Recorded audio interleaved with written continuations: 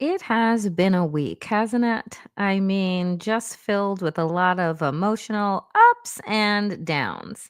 I mean, on Tuesday, we got a bit of good news, what I like to call shimmers and glimmers, that show us that the people still do have power in terms of the primary win of Zoran Mamdani against a billionaire backed Andrew Cuomo in the New York City mayor's race. But then when Democrats are given the opportunity to, I don't know, open up articles of impeachment against Donald Trump, well, 129 of them decide that, yeah, they're just not going to do it. And then on top of that, the Supreme Court is doing what the Supreme Court continues to do, which is just screw over the people of this country. It's a lot to take in. It's like drinking acid through a fire hose, but that's why you're here on the Danielle Moodie show, because I make the medicine go down, I guess, a little bit easier. Buckle up, damnation, and let's get into it. Happy Thursday.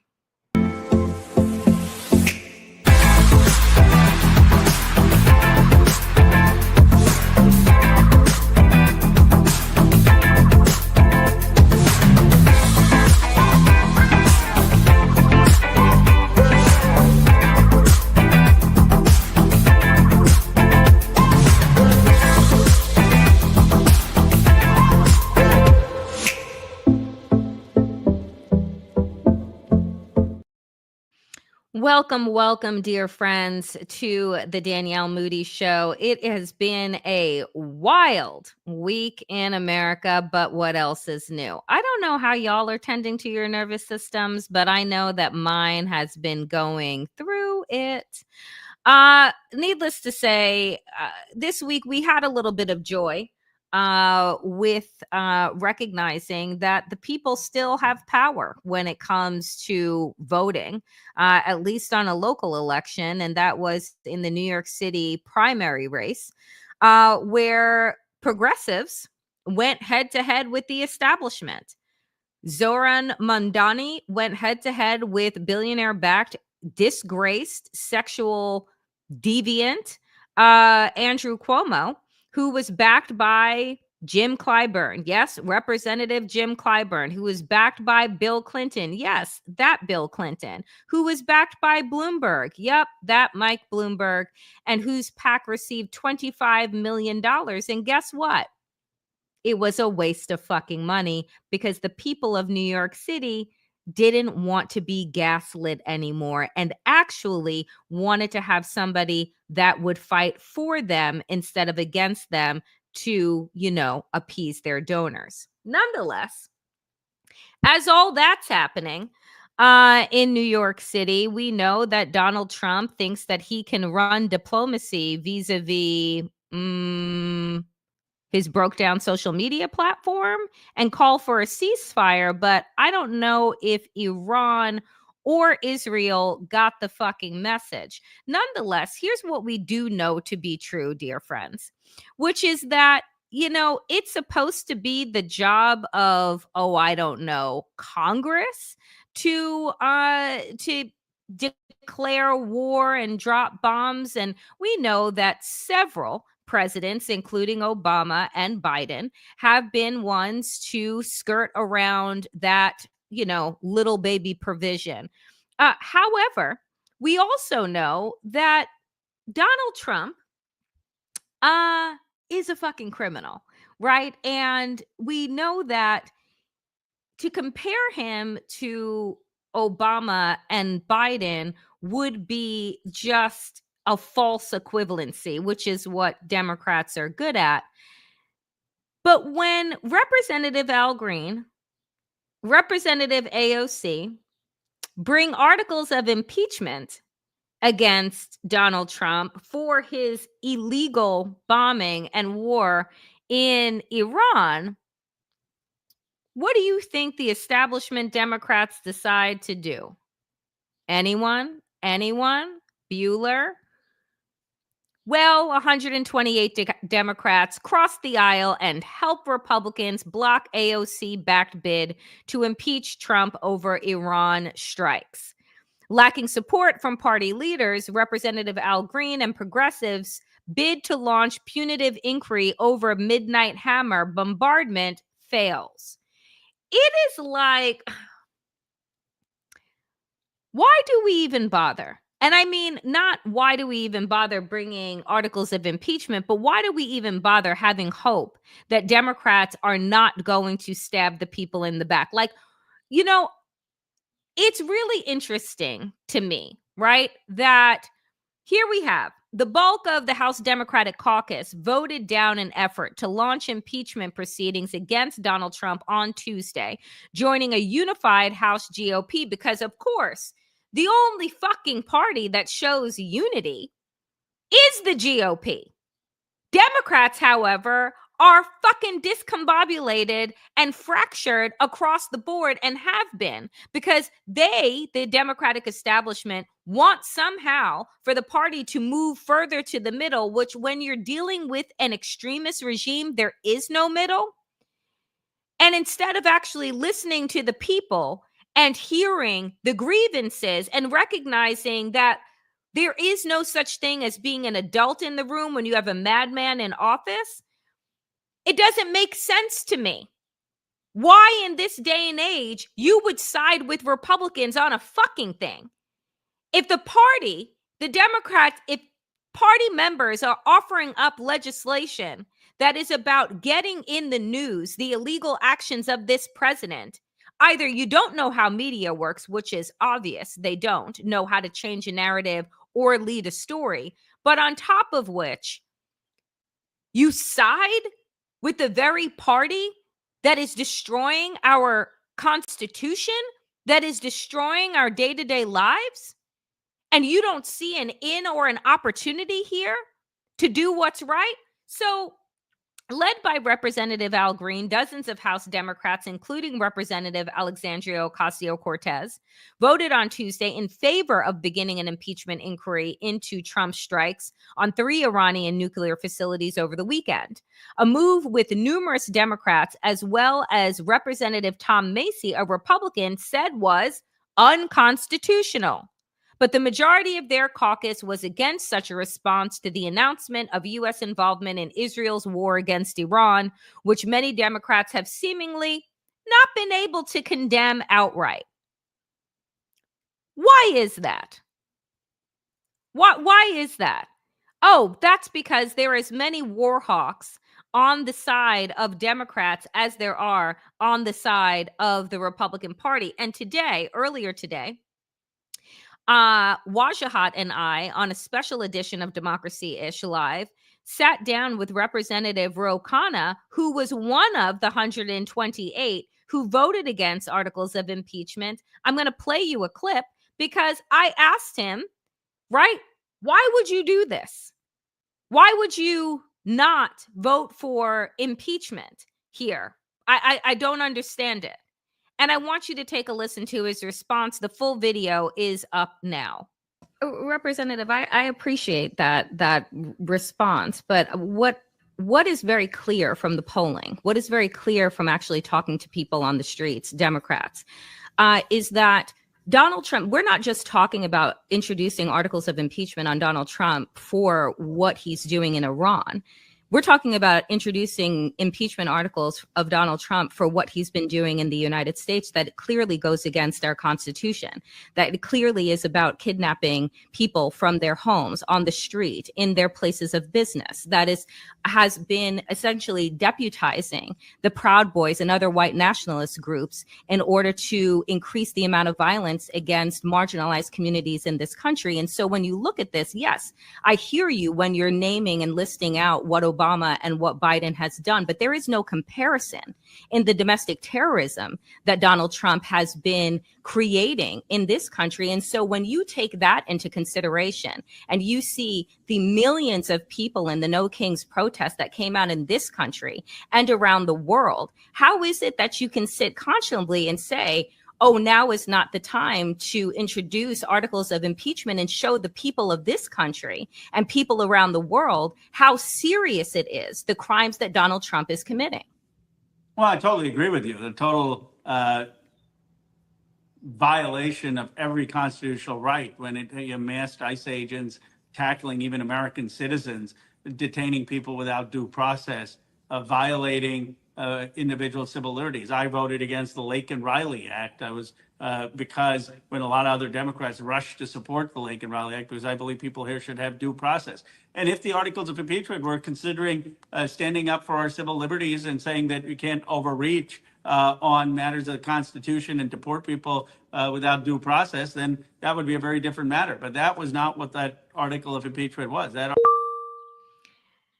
And so, like I said, the full video is up now. And he went on to say, well, that wasn't what the articles of impeachment are for. And if someone else were to run that through the Judiciary Committee, then, maybe I would consider it. And I'm thinking to myself, why the fuck wouldn't you? Right? Well, like, why are we waiting around for other people to do what the collective should be doing? Why are we waiting on individuals when it should be the collective strategy of the Democratic Party to take action against this criminal ass regime? I honestly don't understand it, and I will say that I appreciated Representative Ro Khanna coming on the show knowing good goddamn well that we weren't going to be asking him softball questions, but his response to me still wasn't clear and still didn't show any kind of resolve with how the Democratic Party is going to move forward in operating in lockstep against this criminal regime. So look, you can do the Washington two-step all you want, but I know for one, I'm tired of dancing.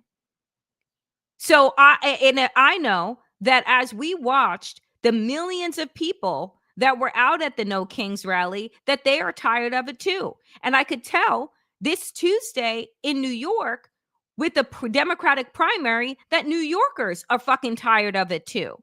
So the Democratic Party has a real reckoning on their hands. And even now, they don't seem to know or have any pulse at all on the people of this country and what they want. And what they are going to find is that they are going to find themselves left, because I keep saying it's time for a new party. The Democrats, they love to call themselves a big tent, right? But they shuttle a lot of people into the back of that tent. A lot of people, right? Don't get heard, don't get seen. They're there for the coloring of the thing to show their diversity. But when it comes to matters that actually pertain to the day-to-day lives of working class Americans, of Black Americans, of brown Americans, of queer, of Muslim, of Jewish Americans, where are they? These days, there really is very little difference between how Republicans are moving and how Democrats are standing still. And then you have things like this that also happened today, right? And how does the Supreme Court, how does this Roberts Supreme Court continue to chip away at our rights? Oh, that's because Democrats did nothing when Donald Trump and Mitch McConnell rammed through Amy Coney Barrett, rammed through Brett Kavanaugh, right? These are the same people that in the Senate Judiciary had the opportunity to hold these people to the fire, to vote against them being on the bench, that would give us a 6-3 court that would essentially jettison this country back into the fucking 20th century. But here is Democrats, right? Here is them. Oh, well, we just want to give people an opportunity, and we want to show that, we're not just like Republicans. Yeah, you're not like Republicans, because like I said, they move in lockstep, right? Knowing what they are up against and knowing the kind of country that they want to live in. And that's how they move. Democrats instead move in fucking circles. And because of that, this is what happens.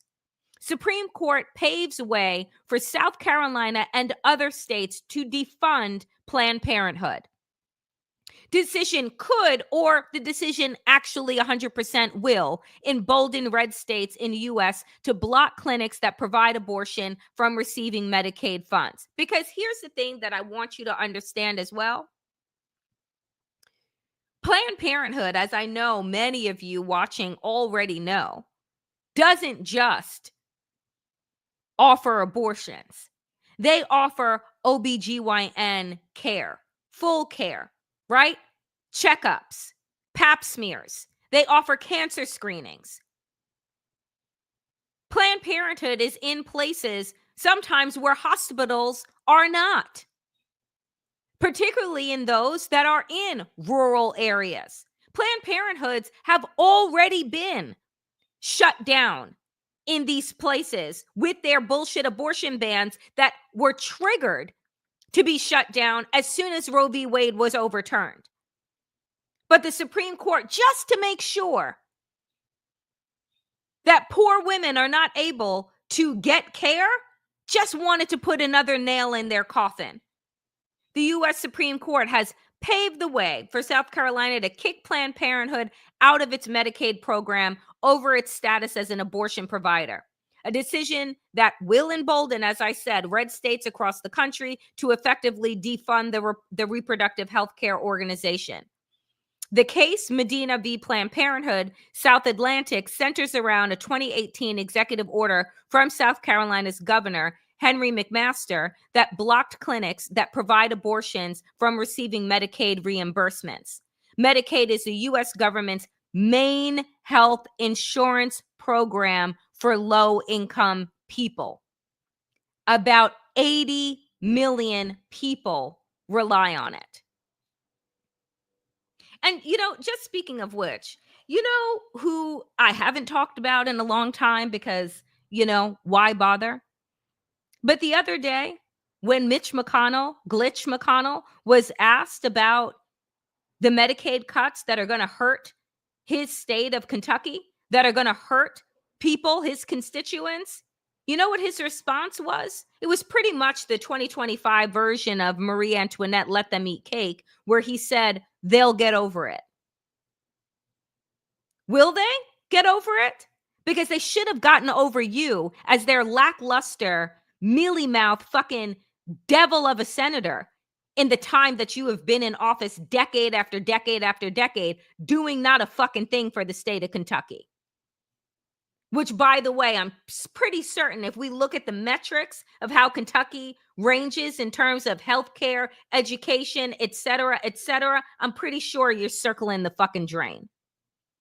But, get over it. I really, I know that these red states are gerrymandered into hell, but there are still people that actually show up and vote for these people. Vote for people that literally look you in the eye and say, I don't give a damn about you. Look you in the eye and said, well, you know what? If you don't have Medicaid and you die, what did Enzi say the other day? What did that senator say the other day? Oh, everybody dies. Everybody dies. That's the Republicans' reaction to the gutting of Medicaid. Everybody dies. It's absolutely disgusting. But like I said, people vote for these things. Ernst, yes, Joni Ernst. Just disgusting. I'm not too old to remember. Do y'all remember when Barack Obama, the black man, wanted to offer people health care, that it was Republicans forging a campaign that said that these were going to be death camps, right? That Barack Obama was trying to kill grandma and grandma, and they are literally doing that now. And they tell you, get over it. Or everybody dies. So, the depravity that they have truly knows no bounds, it knows no ends, and it is sickening. Sickening. But 77 million Americans willingly, knowingly voted for this. There may be some reprieve right now, but probs not. We'll see how it goes. But Donald Trump's, big bullshit bill, honestly, isn't really doing that well. Medicaid changes don't meet Senate rules in big, beautiful bill, says Parliamentarian. Senate Republicans hit a major setback in their race to pass a massive tax and spending package on Thursday, as a chamber official ruled against a key Medicaid provision, putting in doubt plans for a vote by the end of the week. The nonpartisan, just keep that in mind, nonpartisan Senate parliamentarian who plays a key role in determining what provisions can stay in the fast-tracked bill, said the GOP change to how states can tax Medicaid providers does not adhere to rules for passing the bill with a simple majority, because that's how they want to rock. They want to move with a simple majority. This was a key provision to help offset the costs of the bill's tax cuts. Okay, so just a reminder again, we're going to potentially kill grandma and grandpa by kicking them off of Medicaid in order to give Elon Musk and Jeff Bezos more tax breaks. That's what's happening. Okay, let's just be clear about that. Democrats who are making arguments before the parliamentarian to slash key sections of the bill called the ruling a win. With more decisions to come, this guidance results in more than $250 billion in healthcare cuts removed from the Republicans' big bad bill, said Senator Ron Wyden, and the top Democrat on the Senate Finance Committee. Democrats fought and won, striking healthcare cuts from this bill that would hurt Americans walking on an economic tightrope. This bill is rotten to its core, and while I'll keep fighting the cuts in this morally bankrupt bill until the end. So we all know that Republicans are not going to take this sitting down, right? And as a matter of fact, one of them has a suggestion. You want to guess what that suggestion is? Republican lawmakers call for Senate parliamentarian to be fired over reconciliation rulings. Representative Dan Crenshaw said the parliamentarian's order to strip out language from the bill that would ban Medicaid funds from being used for gender-affirming care was, quote, infuriating and wrong. I just want to remind you what this motherfucker looks like. Like a cartoon villain, except not in a cartoon. Like, this is the like, as I said earlier, that's why I said, just listen. The Senate parliamentarian is a nonpartisan position.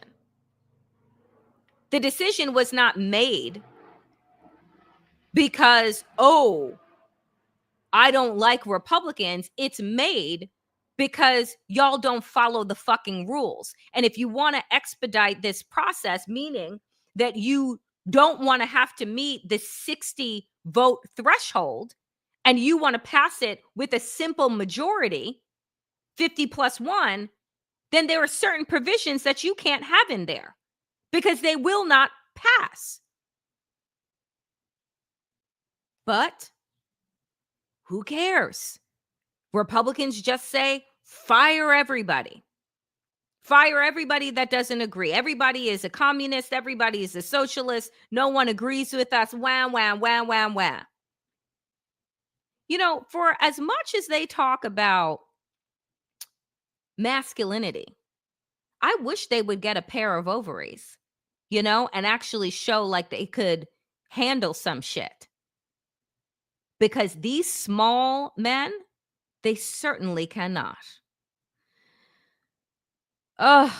It's, you know, it's exhausting, right? Like, it's just everything is a crying, whining, petty, small, stupid complaint. And I just say to people who voted for one-eyed Crenshaw, send somebody to Congress that actually knows the rules. Maybe send somebody that actually knows the law. Okay. Just an idea. So, where else is Donald Trump failing? Let me tell you.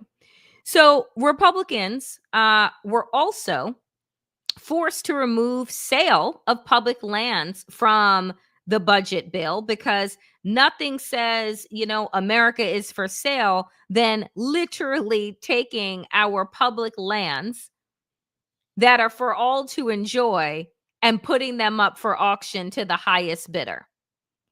Senate Republicans were blocked from adding a disturbing provision on public land sales to their sweeping budget bill.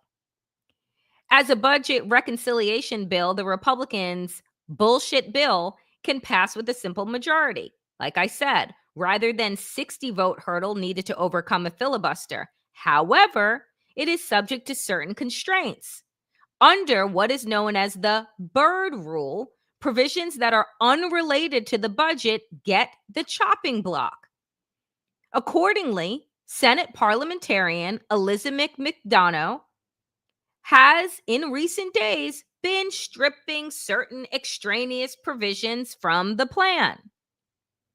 Among the dirt washed away in this so-called bird bath was a provision authored by Representative Lee that would have put for sale, folks, 3.3 million acres of public land in Western states. 3.3 million acres of designated public land, including in Lee's state of Utah. The plan received criticism from lawmakers on both sides of the aisle and from hunters, fishers, and conservation groups. Or how about, the rest of us that recognize that climate change is real, want to breathe free, clean air, and don't want, let's say, Peter Thiel, Jeff Bezos, and whoever else to fucking buy this and put up a mega mansion. How about that? It's absurd. While Lee claimed the land would be used or could be used to address the need for affordable housing, because you know how much Republicans care about affordable housing, critical observers saw the proposal as merely an effort to pay for tax breaks under Trump. And under the plan, there would have been no significant guardrails to prevent valued public lands from being sold for trophy homes, pricey vacation spots like Trump resorts of the West, exclusive golf communities. I wonder who could profit off of that. Or other developments, according to the Center for American Progress, or one of their favorite pastimes, which is, building more detention centers that are privately owned and then torture brown people. Just that. Just that. Everything is for sale that isn't fucking nailed down. And even then, they'll put their teeth on it and pull the nail out. Public lands, be damned. Your grandma and grandpa and poor people on Medicaid, be damned. Everything that they are doing is so that the ultra disgusting billionaires and millionaires can have more. I'm like, they're just, the greed is insatiable. There will never be enough. They just keep taking.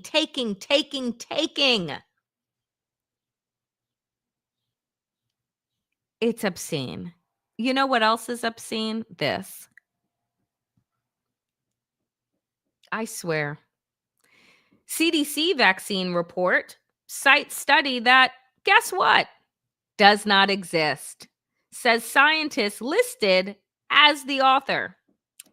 Robert Berman, cited in report on preservative thimerosal, says he doesn't endorse the misrepresentation of his research. So, I mean, not as if we could trust the CDC now that it is under the purview of RFK Jr., the anti-vaxxer who fired, all of the advisors on the CDC vaccine board and replaced them with anti-vaxxers. A review on the use, because I know that MAGA doesn't read, but other people actually do. And that's where they keep getting tripped up. A review on the use of the preservative thimerosal in vaccines slated to be presented on Thursday to the U.S. Center for Disease Control and Prevention's outside vaccine committee cites a study that doesn't exist, and the scientists listed as the study's author said. The report, called thimerosal as a vaccine preservative, published on the CDC website on Tuesday, is to be presented by Lynn Redwood, a former leader of the anti-vaccine group Children's Health Defense. It makes reference to a study called Low-Level Neonatal Thimerosal Exposure: Long-Time Consequences in the Brain, published in the journal Neurotoxicology in 2008, and co-authored by UC Davis professor emeritus Robert Berman. But according to Berman, quote, "It's not making reference to a study I published or carried out." I guess they are hoping that, again, folks don't read and won't do, any checks or footnotes or anything. Rounding out the stories for today, just for the love of God. Judge keeps Kilmar Abrego Garcia in jail over concerns ICE will deport him immediately after release. Abrego Garcia's attorneys expressed concern that his release would lead to immediate detention by ICE and deportation. Kilmar Abrego Garcia, who was under a protective status, was not supposed to be picked up on the street by mass kidnappers and deported to SCOTUS in El Salvador. And if you remember, we learned, thanks to Senator Chris Van Hollen, who decided to go over to El Salvador to, make sure he was still alive. We got proof of life, and he was no longer at SCOTUS. He was at a different El Salvadorian prison. Judge ruled him to be returned. And, what is it? What's her name? Ice Barbie. Kristi Noem said that he would never be released free on U.S. soil because he is a terrorist and a trafficker, none of which could be verified because they don't believe in due process. So you're just spreading lies. So now he will remain in jail for fears of ICE deporting him. Abrego Garcia's attorneys expressed concern that his release would lead to immediate detention. A federal judge ruled the Salvadorian father, who was criminally accused of human smuggling, has a right to be released and even set specific conditions. But right now, he will remain in jail for at least a few more days while attorneys spar over whether prosecutors can prevent Abrego Garcia's deportation if he is released to await trial. Magistrate Judge Barbara Holmes in Nashville on Wednesday rejected federal prosecutors' request to imprison the wrongfully deported Salvadorian father while he is awaiting trial on criminal charges. By the way, criminal charges that they made up while he was in the prison in El Salvador. Because if you remember, they admitted to the fact that they wrongfully deported him and that he had no record. Can't make this shit up. can't make this shit up. Anyway, we'll end today with a little bit of good news as we close out Pride Month here in the United States at a time when the LGBTQ plus community is under attack by this regime. It's important to remember major milestones. And it's also important, friends, to celebrate. I know that I just rattled off a list of terrible things and a little bit of pushback that is happening against these terrible things, but it's exhausting. Like I said at the beginning, it is like drinking acid through a fire hose. So the medicine that you find for yourself is one, being in community with other people, two, doing what you can where you are, whether that's volunteering at a food bank, whether that's, volunteering at a school, whether that's creating a banned books, book drive, right, for local students, whether that is showing up at protests or donating and supporting independent media like many of you do here. But it's important to find our roles because we all have a role to play in this moment. And it is important to remember, particularly at a time when this regime is all about erasure. And so today, June 26th, is the 10-year anniversary of the Obergefell ruling. It is a 10-year anniversary of the U.S. Supreme Court legalizing marriage equality. And it is something that I am proud to say that I was a part of. While many of you know that I am since divorced, but I spent many years on the front lines for marriage equality as a national spokesperson, working on LGBTQ plus issues as a senior advisor at the Center for American Progress, at a think tank, and an initiative that I launched with my ex-wife, the FIRE initiative, focused on the intersection of race and LGBTQ inequality. And so it is important to not only acknowledge, but to celebrate this enormous milestone in this country. A country that has marginalized, criminalized the LGBTQ plus community. For those that know, Stonewall is what started Pride. Pride started as a riot where Marsha P. Johnson, a Black trans woman, and others decided to fight back against police that had been brutalizing them for simply being who they are. And so at a time when we can find some glimmers of hope, find people to inspire us, it is important to remember this day that not only changed my life, but changed so many people's lives around this country, made families whole. And right now, this Supreme Court is just waiting for a case to make it to them to make this major achievement go away.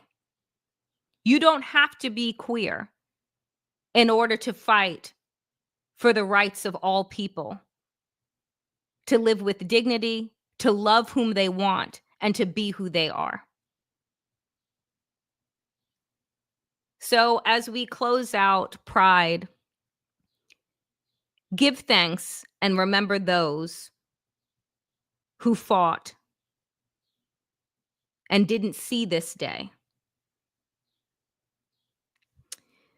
That is it for me today, dear friends, on the Danielle Moodie Show. I appreciate every single one of you for showing up each and every week. If you have not hit that like button or subscribed to this channel, but you love the content that you're getting, please do. If you are on YouTube, hit subscribe. And if you are on Substack, I appreciate you, and do subscribe to the Damn Digest. All of my content is free, but if you can become a paid monthly subscriber, your money, I promise you, will be going to good use to help me create the kind of content that you all deserve.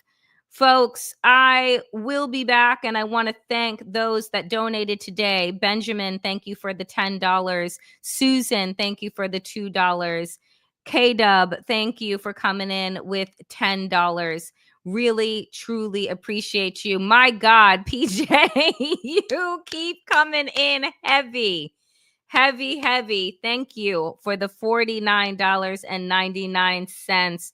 You are just truly, I tell you that there are days when I do not have the energy to turn this microphone on, but you all showing up here every single day makes me stronger and gives me the energy to keep going. I also want to thank our amazing moderator, Susan, who is in the chat holding it down every single day that the Danielle Moodie Show and Democracy Ish is on. I appreciate you. Folks, Waj is off tomorrow, which means I am off tomorrow for Democracy Ish, but we will be back. Democracy Ish will be back on Monday, 12 p.m. Eastern, and the Danielle Moodie Show, as always, will be back on Monday at 5 p.m. Eastern. You all have a beautiful weekend. Do something joyful. Do something beautiful. Hang out with people and pets and plants that you love. Nourish yourselves deeply so that we can continue the fight. As always, power to the people, and to all the people power. Get woke, stay sane, and in these extraordinarily dangerous times, dear friends, do stay safe. See you back here on Monday. Be well.